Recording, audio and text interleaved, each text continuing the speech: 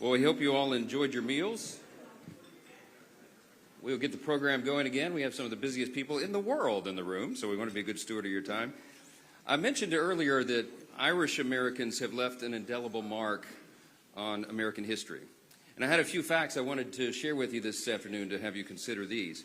Irish men and women have taken up arms among American soldiers. They've made unmatched contributions to music and literature and the arts, and they punch well above their weight in American government. Many Irish nationals played an essential role during the American Revolution. John Barry, for example, was an Irishman who received the first commission issued by the Continental Congress and is considered the father of our American Navy. He later became the first Navy captain to seize a British ship. We had three Irishmen who signed our Declaration of Independence: George Taylor, Matthew Thornton, and James Smith. One of the most recognized houses in the world was designed by James Hoban, an Irishman from County Kilkenny, when he designed our White House. And 23 of the 45 men who have served as United States President have Irish heritage, many of them proudly. And same for hundreds of congressmen and senators who have walked these hallowed halls. Today we celebrate their contributions and the truly special relationship among the United States and Ireland and the Irish people. So join me in a toast. Here I am again without a glass. I'm supposed to be toasting. I'm going to grab one. Thank you. A glass of water, no less. It works as well. And the toast is in, hold on, man, I am really messing this up. But we're all friends here. And I don't know where it went. All right, I'm just going to toast. It was a beautiful toast, trust me, it was great. To the United States, to Ireland, to this beautiful relationship, and to all who aspire to be Irish around the world. Cheers. Solange, that's right. That's what I'm supposed to say. I have the pleasure of introducing our own head of state here. This luncheon offers an opportunity for both Americans and the Irish to reflect on our past and on our future. In 1981, Senator Ted Kennedy and Senator Daniel Moynihan and Speaker of the House Tip O'Neill started this great tradition, the Congressional Friends of Ireland. They aim to celebrate their shared Irish heritage, deepen ties between our two nations, and promote peace and reconciliation in Northern Ireland. In 1983, the Friends of Ireland Luncheon was born when President Ronald Reagan, of course of proud Irish heritage, and the Taoiseach visited Capitol Hill to celebrate Irish heritage and St. Patrick's Day. This lunch was the embodiment of that, of charity and friendship across political differences, and it has led to real-world international diplomatic successes. Many historians credit the advocacy of the Friends of Ireland caucus as essential in the signing of the Good Friday Agreement. And we welcome continued efforts to promote and preserve this agreement and promises of a bright future for the Friends of Ireland. Last year, I hosted this luncheon alongside President Biden. Our political differences were on stark display. It was obvious. That's an understatement. But he was our incumbent Democratic president, and I was the Republican House Speaker. And still, we shared laughs at the table at this event. It was one of the rare moments of the year where we could do that. That's what this celebration is all about. We laid down our swords, and in the spirit of Tip O'Neill and Ronald Reagan, we broke bread together and celebrated what binds us all together rather than what divides us. This year is a little different, of course. The political dynamics on Capitol Hill are extraordinarily different. President Trump is back in the White House. Republicans control both chambers of Congress here in our form of government. We call that unified government. A year ago, people thought I was crazy for predicting that we would be here today, but we are. And we're facing a new dawn for America and our bilateral relationships. And I know that we can look forward to working together to promote and preserve our friendships. It's an important, informative time around the world to do that. So in keeping with the proud U.S. Ireland tradition and the spirit of the Friends of Ireland Luncheon, it's my great privilege to present the 45th and 47th President of the United States, Donald J. Trump.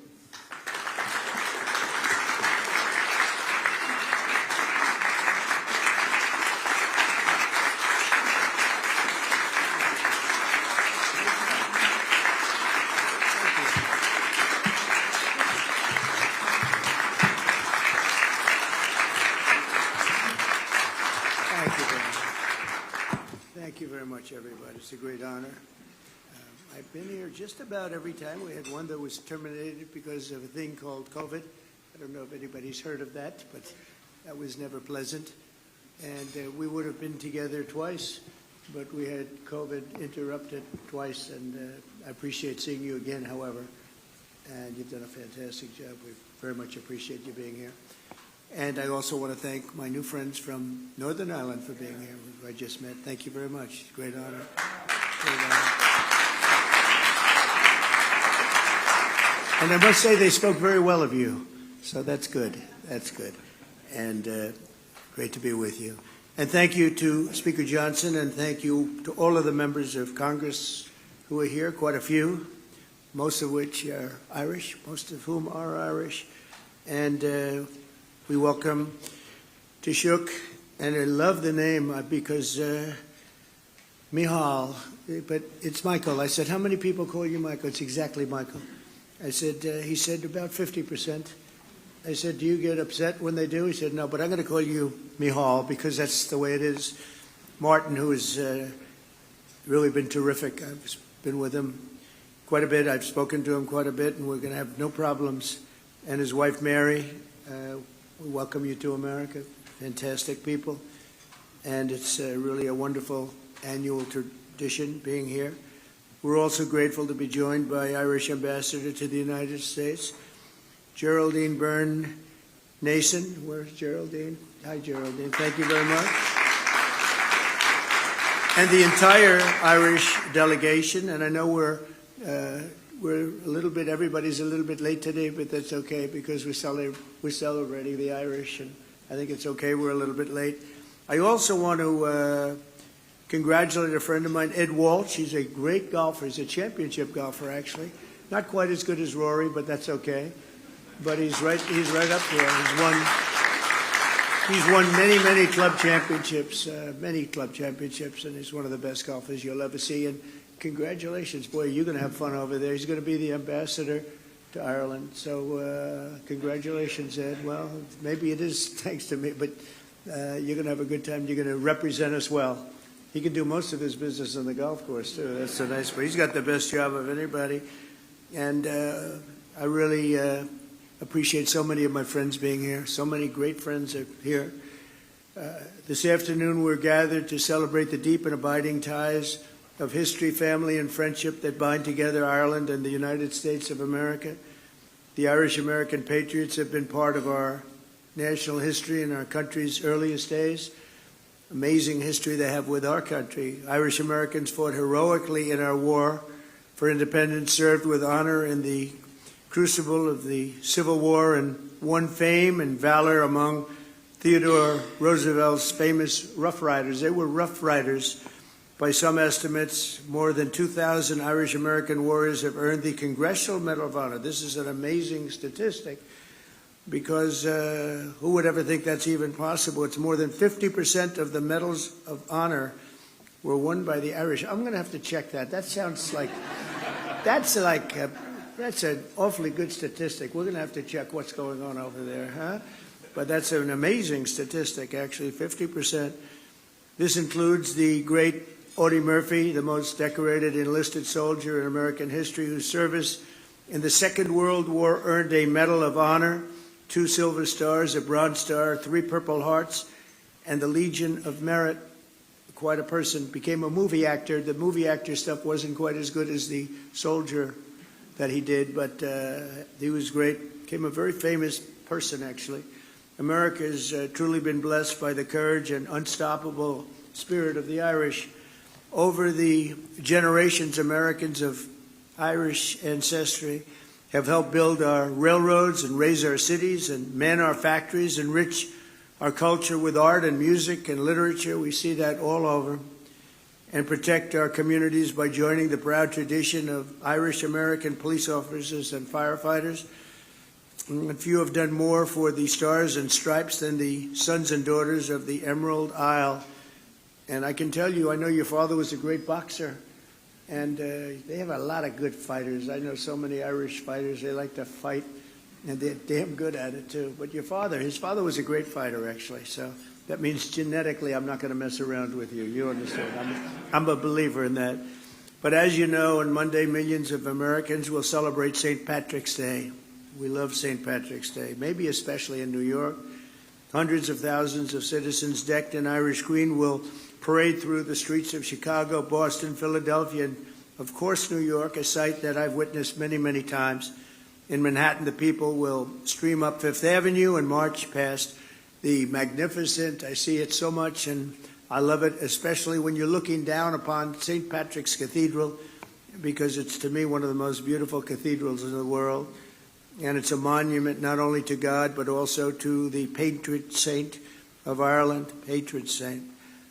It's really an extraordinary testament to the connection between our two countries that after more than 1,500 years, the shining legacy of St. Patrick still rouses city blocks half the world away. Think of that, and fills our people with incredible love and pride. We have a lot of pride in that cathedral. That cathedral is something, to me, so beautiful.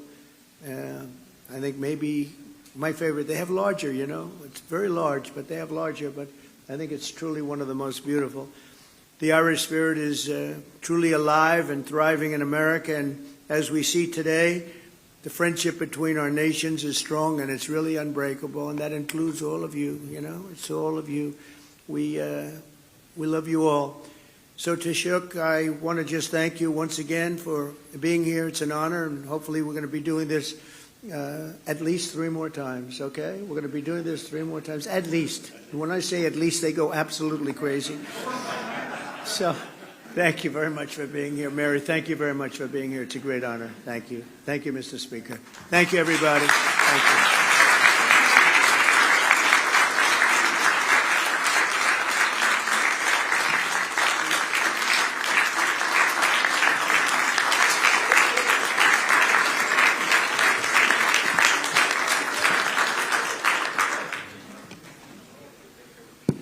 Thank you, Mr. President. Our next guest is not a stranger to this event. However, this is actually the first time we have the privilege of welcoming the Taoiseach Micheál Martin. I said that right. We were talking about that. So I'm Michael too, but that's how we say it very plainly and boringly in the U.S. And it's the same name over there. It's Micheál. I like it a lot better. But we're welcoming him to the Friends of Ireland Luncheon in person as the new Taoiseach. And this is interesting because in 2021, it was mentioned earlier, this luncheon was virtual due to the ongoing COVID pandemic. And in 2022, the Taoiseach was in town and slated to attend, but he had a positive COVID diagnosis himself, and it forced him to deliver remarks virtually once again. So now, finally, we welcome him in person to this great event, and we're so excited to have you in the Capitol, my friend. I'll welcome you to the podium now, the Taoiseach Micheál Martin.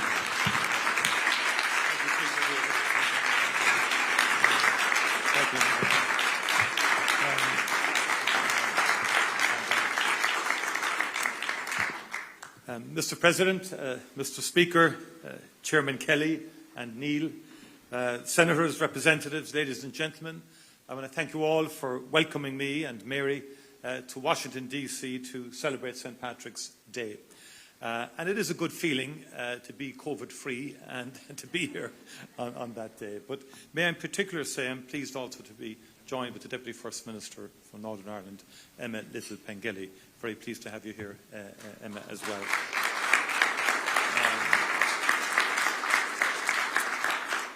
This is a cherished opportunity to break bread with our most steadfast friends. And as has been said, it's now more than 40 years since Speaker Tip O'Neill invited President Ronald Reagan to the Capitol for the first St. Patrick's Day lunch. And thus began a very proud tradition, which I am honoured to continue today in your esteemed company. President Trump, thank you for joining us today to mark our National Day. You are a great friend of Ireland. And by the way, all those statistics that you quoted are absolutely verifiably true. Okay. I also know, President, that there's one small corner in the west of Ireland, a beautiful and remote part called Doonbeg in County Clare, which holds a very special place in your heart. And we hope to welcome you back to our small island and indeed to these particular greens very soon. Speaker Johnson, once again, you have graciously gathered our dear friends in this august House to mark St. Patrick's Day. You too are a true friend of our nation. We thank you for your hospitality in what is a very busy week for you. For centuries now, America has been a place of welcome and opportunity for Irish people. Our nation's green has been threaded through the rich tapestry of the United States by almost 32 million Irish Americans. Their forebears left a very different Ireland to the one we know today. Many were fleeing the grinding poverty and terrible hunger which blighted Ireland in centuries past. They left in desperation, but also in determination to forge a brighter future for their children. They channeled that commitment into building stronger communities and ultimately a stronger nation, this great nation. Many of their descendants are with us today, true friends of Ireland who continue to work tirelessly for a future of peace and prosperity on our island.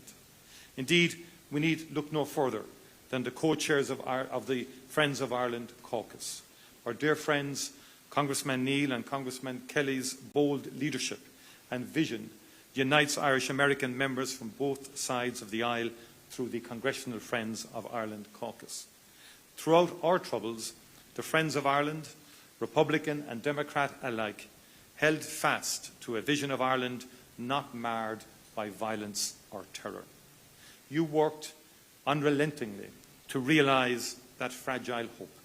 You stood shoulder to shoulder with us, no matter how fierce the challenge, and there were many such challenges.